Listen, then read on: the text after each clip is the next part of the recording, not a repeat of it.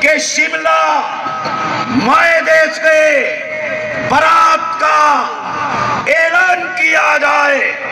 ہمارا مطالبہ ہے کہ لائن آف کنٹرول پہ لگائے بارڈر فینس خاردار تاروں کو اٹھا کر پھینک دیا جائے، اور عمران خان صاحب آپ خود نہ چل سکے لیکن کشمیری لانگ مارچ کی صورت میں سری نگر جانا چاہتے ہیں، کشمیریوں کے راستے میں رکاوٹ نہ ڈالی جائے۔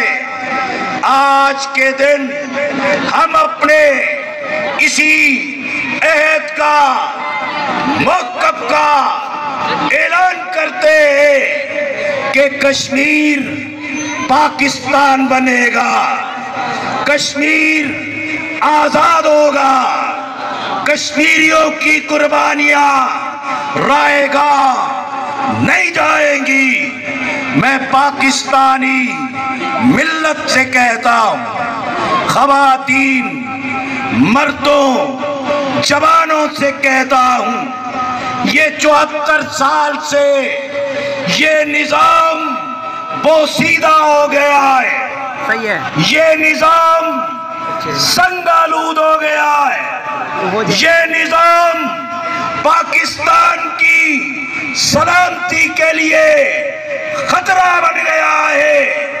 اس نظام کے نتیجے میں آج I M F, FATF، World Bank ہماری گردن کو دبو چکے ہیں۔ آج ضرورت ہے کہ پاکستان میں بابرکت اسلامی انقلاب آئے، پاکستان میں عامت الناس کے دکھ درد کا احساس کیا جائے۔ جماعت اسلامی پوری ملت سے، کشمیریوں سے عہد کرتی ہے کہ انشاءاللہ ہماری جدوجہد بابرکت اسلامی انقلاب کی منزل تک پہنچے گی۔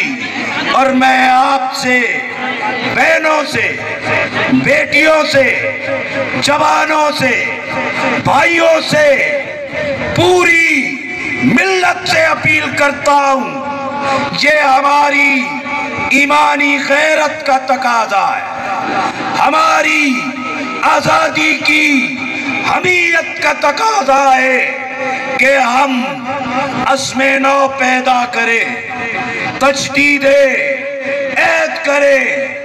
کشمیر کی آزادی سے ہی پاکستان کی آزادی کی تکمیل ہوگی۔ مشرقی پاکستان کما کر دیکھ لیا۔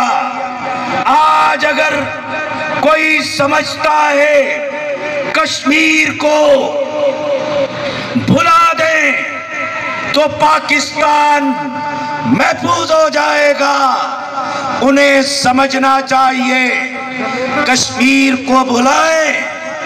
بھارت کی نظریں بلوچستان پر ہے، بھارت کی نظریں کراچی اندرون سندھ پر ہے، بھارت کی نظریں امریکہ یورپ کے ساتھ مل کے پاکستان کو فرقہ پرستی کی، تکفیریت کی، تعصبات کی آگ میں جلسہ دینا ان کا ہدف ہے۔